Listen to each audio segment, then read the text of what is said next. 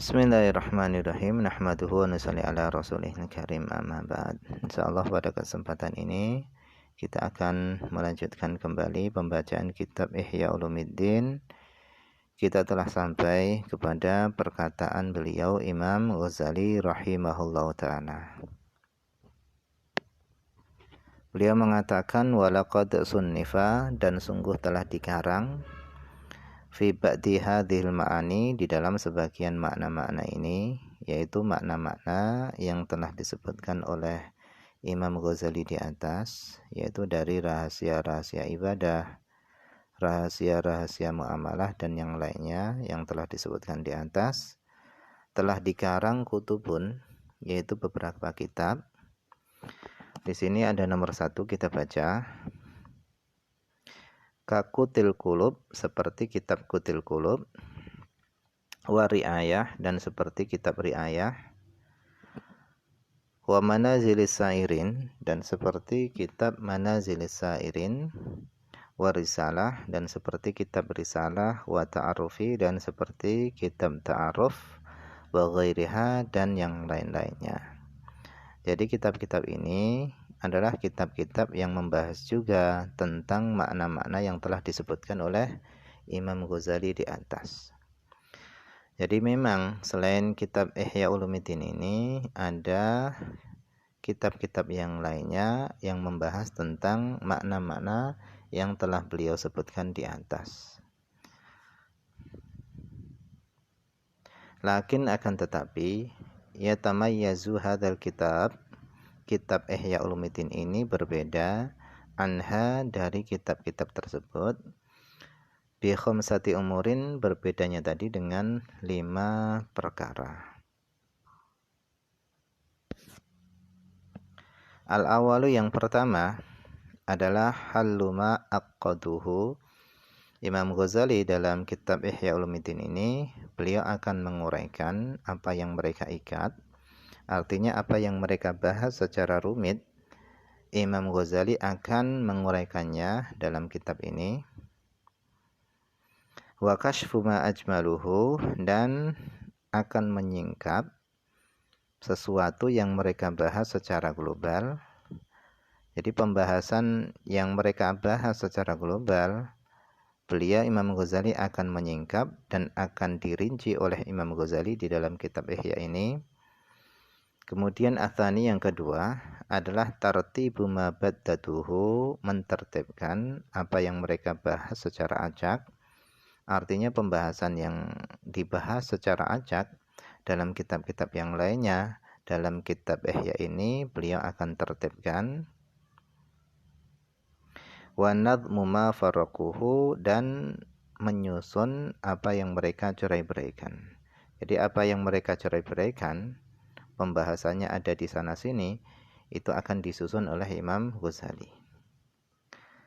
Kemudian ats-tsalitsu, yang ketiga adalah ijazuma tawwaluhu, meringkas apa yang mereka panjang-panjangkan, wa dhabtu ma qarraruhu, dan memberi batasan apa yang telah mereka tetapkan.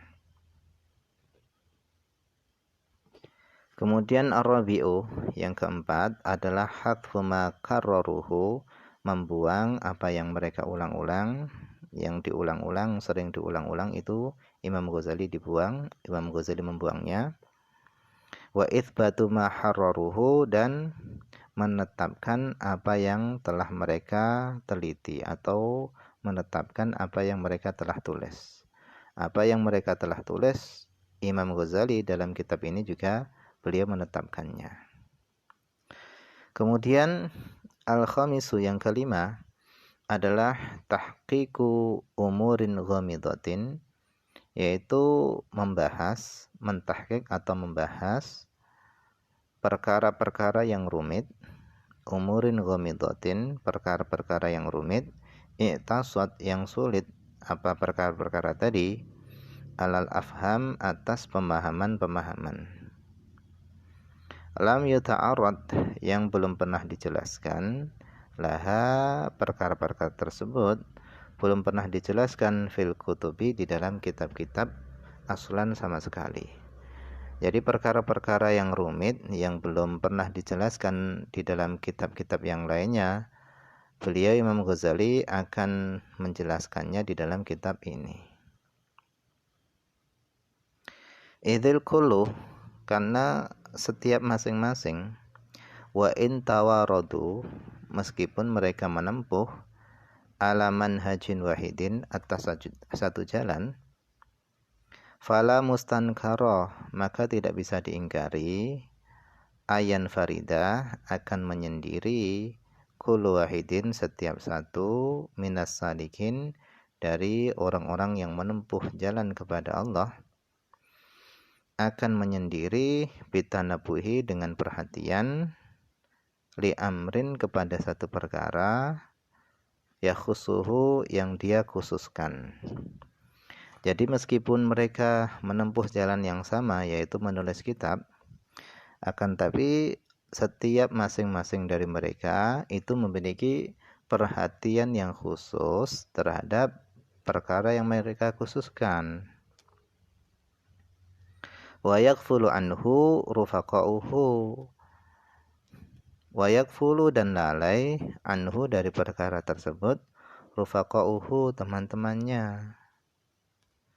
Au la yaghful, atau teman-temannya tidak lalai, anitanabuhi, dari memperhatikan, lahu, kepada perkara tersebut, tidak lalai, lakin, akan tetapi, yashu, teman-temannya tadi lupa, an iradihi, dari mencantumkan perkara tersebut, fil kutubi, di dalam kitab-kitab mereka. Au la yashu, atau teman-temannya tadi tidak lupa, lakin, akan tetapi, yasrifuhu, tetapi memalingkannya, an kashfil ghita'i anhu, dari menyingkap tutup anhu, dari perkara tersebut, memalingkannya, sorifun, perkara yang memalingkan. Fahadhihi khawasu hadzal kitabi. Nah, 5 perkara ini adalah kekhususan kitab Ihya Ulumuddin ini. Ma'a kaunihi, bersama keadaan kitab ini, kitab Ihya Ulumuddin ini, hawiyan, memuat, mencakup, lima jami'i hadhil ulum, mencakup atau memuat kumpulan-kumpulan ilmu-ilmu ini.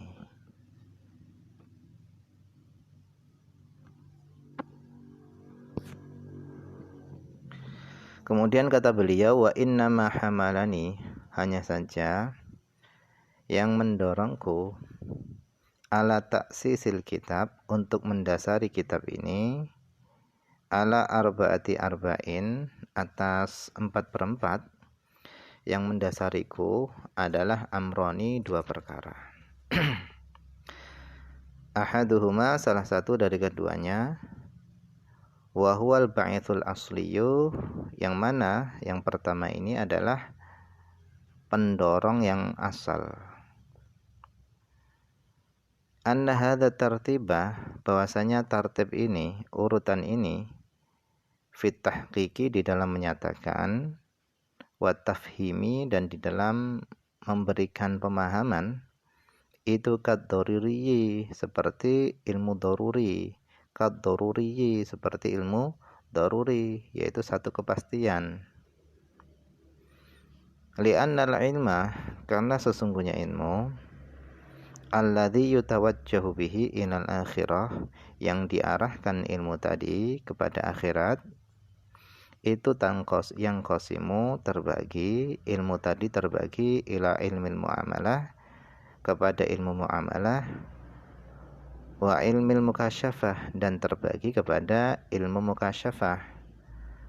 Jadi ilmu yang menuju kepada akhirat itu ada 2, yaitu ilmu muamalah dan ilmu mukasyafah.